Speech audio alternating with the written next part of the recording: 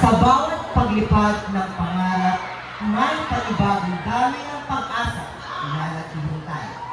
Noong nakaraang taon, nasaksihan natin ang pagsisimula ng paglalakbay ni Manuel. Isang pangarap ang umusbong.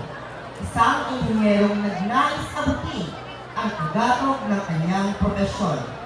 Ngunit, ang dami ng kapalaran ay may sariling agos. Isang agos na magdadala sa kanya sa puso ng San Manuel.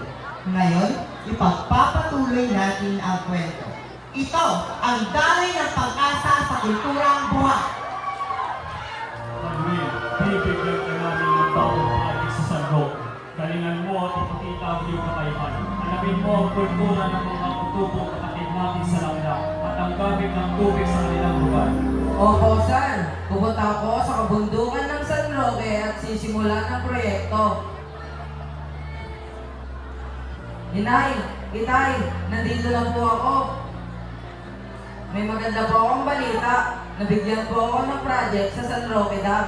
Talaga anak, isang napakagandang balita. Sakto at nalalapit na naman ang ating fiesta. Natutuwa ko anak, sa wakas ay magtatrabaho ka na dito sa ating bayan. Opo, isang karangalan na makapaglingkod ako at makatulong sa pagpapaunlad ng ating bayan.